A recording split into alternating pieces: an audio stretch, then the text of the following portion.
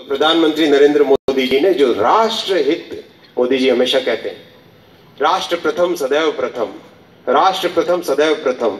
चाहे कोई भी विचार से, आप सबके विचार से दादरा नगर हवेली को विकास की एक नई धारा दिखाई जा सकती है। आपने देखा पिछले कुछ ही वर्षों में medical college, ring road, stadium बन रहा है, रिवर फ्रंट, कई काम हुए हैं। ग्रामीण क्षेत्रों में पक्के घर, हर घर जल की व्यवस्था हो रही है, गांव-गांव में इंटरनेट पहुंच रहा है, रेलवे की सुविधाओं में सुधार हो रहा है। आपने देखा होगा पिछले 7 वर्षों में रेल की अगर आपने ली है, कितनी साफ सफाई है पहले से। स्टेशन सुंदर दिखते हैं पहले से। पहले पटरियों की क्या हालत होती थी हम सबको पता है। आज किसी भी स्टेशन पे जाइए, पटरियां एकदम साफ सुथरी दिखती है। ये सब जो परिवर्तन है, वो परिवर्तन तभी आता है जब मानसिकता सही हो, जब विचार सही हो और कठिन कठोर परिश्रम करने के लिए प्रतिबद्धता हो। ऐसा नेतृत्व है हमारे पास, देश के पास ऐसा नेतृत्व है और ऐसे नौजवान साथी हमारे पास, महेश भाई जैसे, जो कि अपने जीवन को आपकी सेवा के लिए लगा सके, जीवन को अपनी सेवा के लिए प्रतिबद्ध कर सके। आपकी समस्या, मैं आपसे एक जवाबदारी भी देना चाहता हूं, आज एक विश्वास देना चाहता हूं आपको, एक वचन देना चाहता हूं आपको।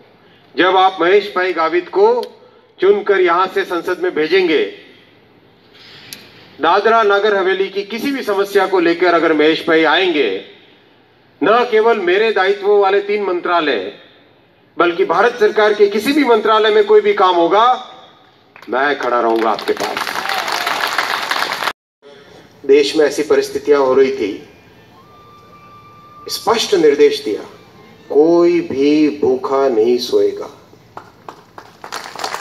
कोई भी भारत के एक भी नागरिक को रात में भूखा नहीं सोना पड़ेगा, जैसी भी परिस्थितियां हो।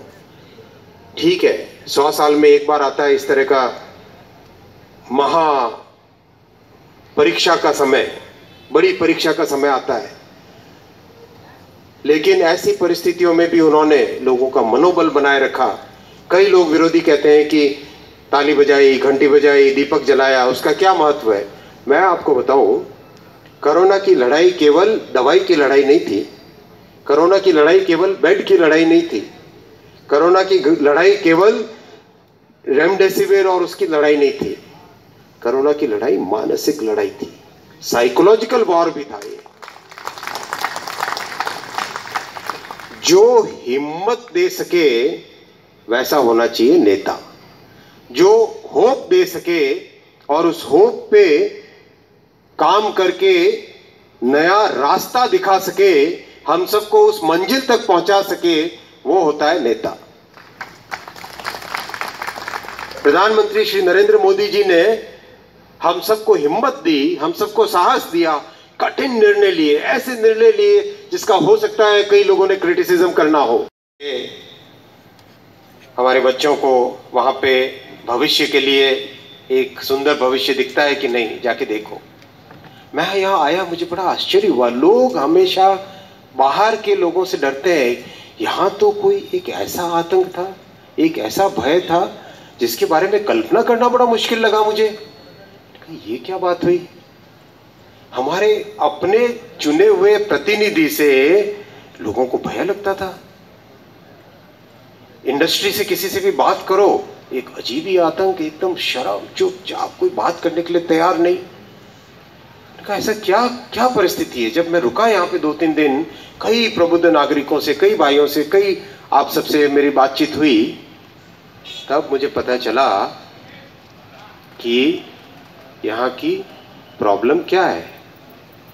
मैंने जब अपनी रिपोर्ट दी, माननीय प्रधानमंत्री जी को धन्यवाद, उन्होंने एकदम स्वच्छ छवि का राष्ट्रभक्ति, देशभक्ति और देश को जिन्होंने अपने जीवन तक समर्पित करने के लिए प्रण लिया था, ऐसा कैंडिडेट आपको दिया, महेश भाई गावित।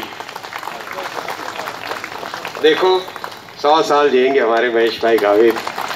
आओ महेश भाई, आइए जोर से ताली बजाइए महेश भाई के लिए। ऐसा कैंडिडेट दिया प्रधानमंत्री श्री नरेंद्र मोदी जी ने कि जिस पे आज हम सबको गर्व है, जिसने देश के कोने कोने में, छत्तीसगढ़ में, आसाम में, जंगलों में जहां नक्सल आतंक है, ऐसी सब जगहों में जाके देश की सेवा की। अति साधारण, आज मैं महेश भाई के गांव गया था, कांचा, पवित्र भूमि, बहुत अच्छा लगा। ऐसी साधारण परिस्थितियों से ऊपर उठ के जो व्यक्ति आए, वही जान सकता है गरीब की समस्या क्या है, वही जान सकता है एक मिडिल क्लास के बच्चे के आगे जो स्वप्न होना चाहिए वो स्वप्न क्या होता है।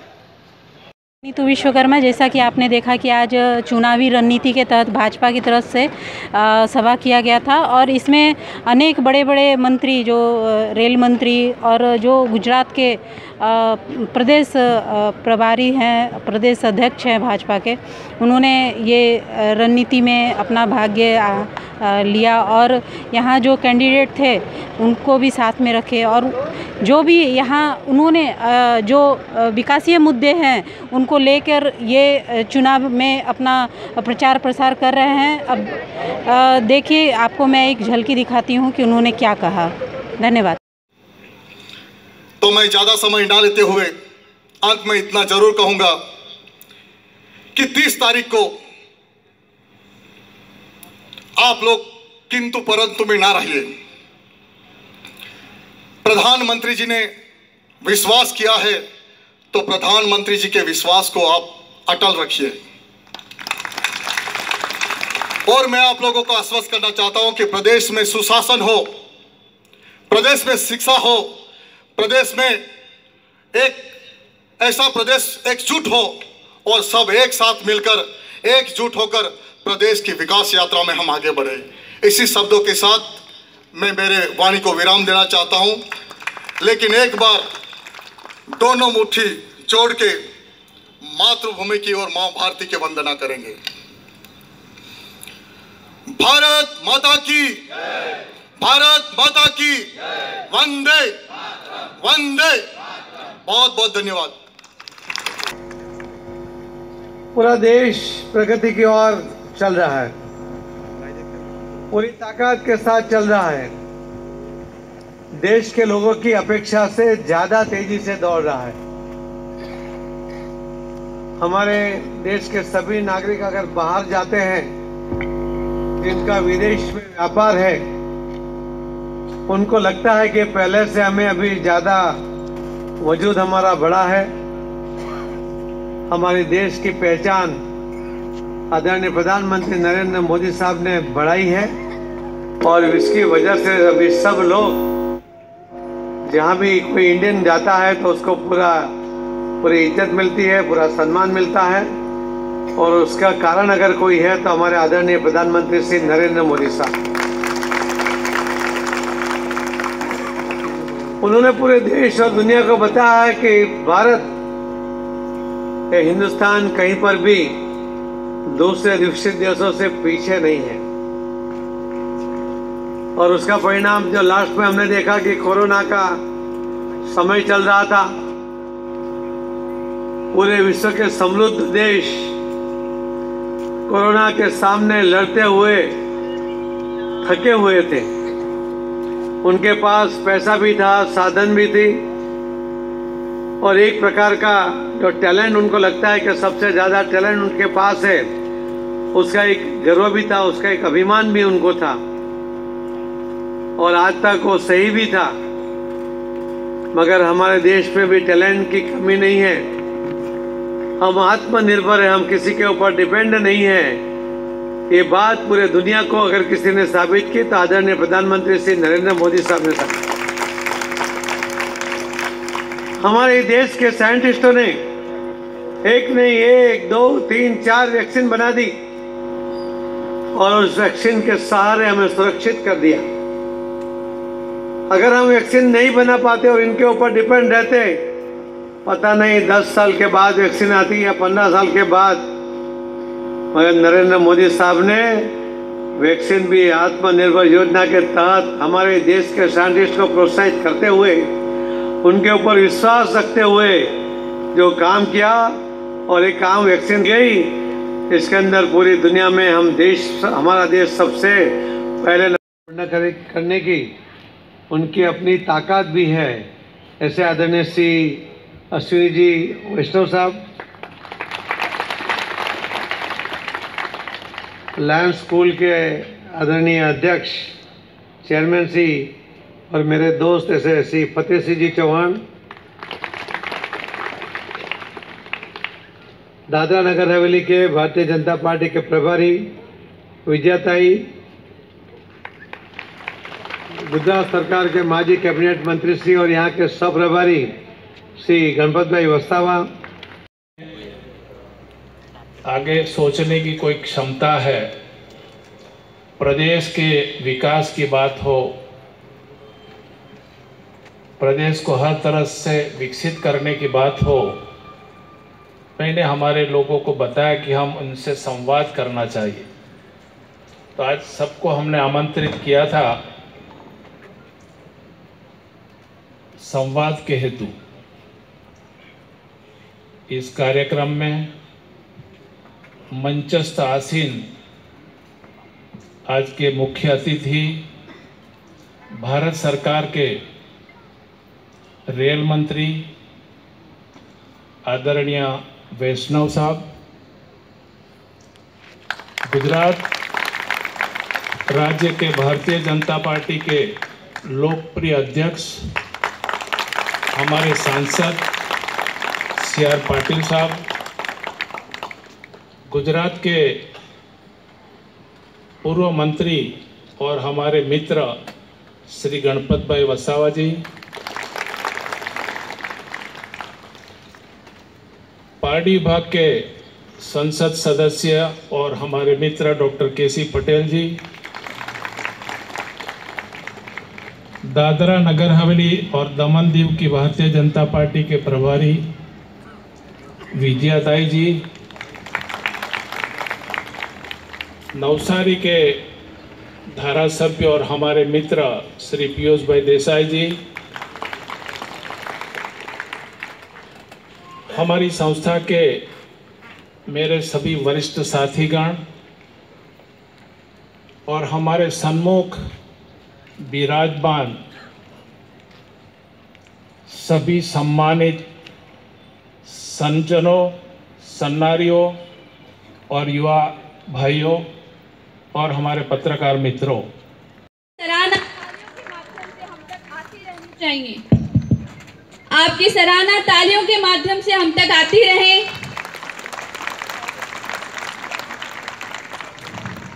इसके बाद मैं बीजेपी के प्रदेश अध्यक्ष honourable member of parliament Shri CR Patil ji, जिनका जीवन किसी परिचय का मोहताज नहीं है, करती हूँ और चेयरमैन सर से यह आग्रह करती हूं उनका स्वागत करें।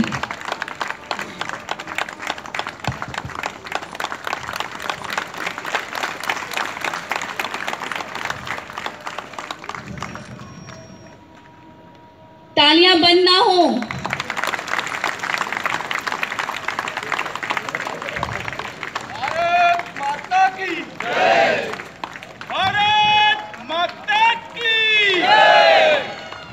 मंच में उपस्थित हमारी भाजपा की प्रभारी श्रीमती विजयाताई राहटकर जी का सम्मानित करना चाहूंगी मैं, और उनको सम्मानित करने के लिए मैं आमंत्रित करूंगी संस्था के कोषाध्यक्ष श्री विश्वेश दवे सर को। सर, हमारी ओर से आदर का प्रतीक ये फूल देकर मैम का स्वागत कीजिए।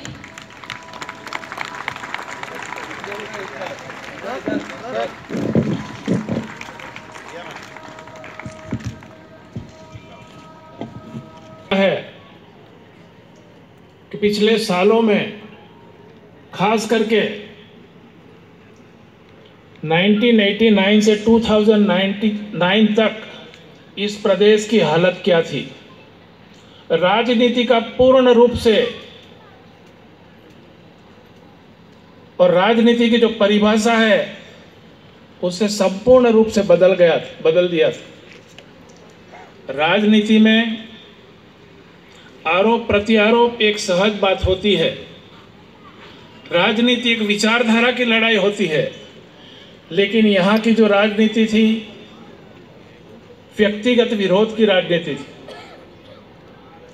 अगर आप उनके कोई गलत कामों को उजागर करते हैं या तो विपक्ष में लड़ते हैं तो आपके ऊपर या तो कोई गलत क्रिमिनल केस किया जाता है या तो फिर आपके ऊपर हमला किया जाता है।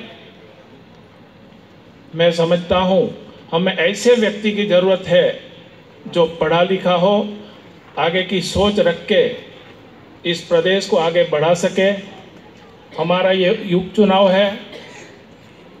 आप सबसे हम तो एक ही विनती करते हैं, एक चिंतन करके लंबी सोच के साथ आपको यह तय करना चाहिए कि आपको कैसा संसद सदस्य चाहिए।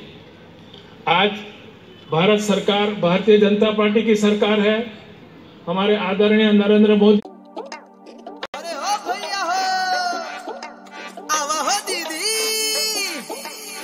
अरे केम छो, अरे सांभळो बापू,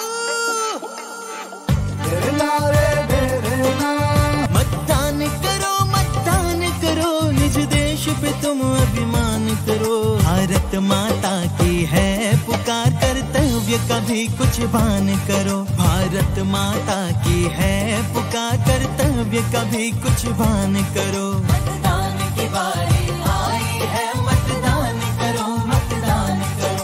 ये देश चाहता है तुमसे, मतदान करो, मतदान करो।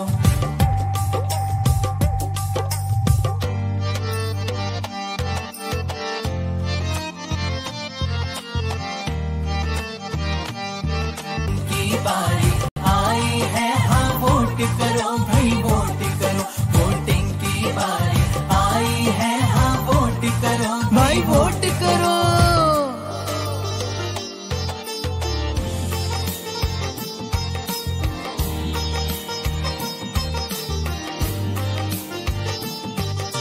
सिविजिल और हेल्पलाइन का ध्यान धरो, निज ज्ञान करो। सिविजिल और हेल्पलाइन का ध्यान धरो, निज ज्ञान करो। ईवीएम और वीवीपैट की खूब सही पहचान करो। ईवीएम और वीवीपैट की खूब सही पहचान करो। मतदान की बारी आई है, मतदान करो, मतदान करो। मतदान की बारी आई है, मतदान करो, मतदान करो। ये देश चाहता है तुमसे, मतदान करो, मतदान करो। मतदान करो, मतदान करो, निज देश पे तुम अभिमान करो। मतदान करो, मतदान करो, निज देश पे तुम अभिमान करो। भारत माता की है पुकार, कर्तव्य कभी कुछ भान करो। भारत माता की है पुकार, कर्तव्य कभी कुछ भान करो। मतदान की बारी आई है, मतदान करो, मतदान करो। ये देश चाहता है तुमसे, मतदान करो, मतदान करो। तारीख याद रहेगी ना, 20 अक्टूबर, मतदान करो। मतदान करो, जनतंत्र पर अभिमान करो। जिला निर्वाचन कार्यालय दादरा एवं नगर हवेली द्वारा जनहित में जारी।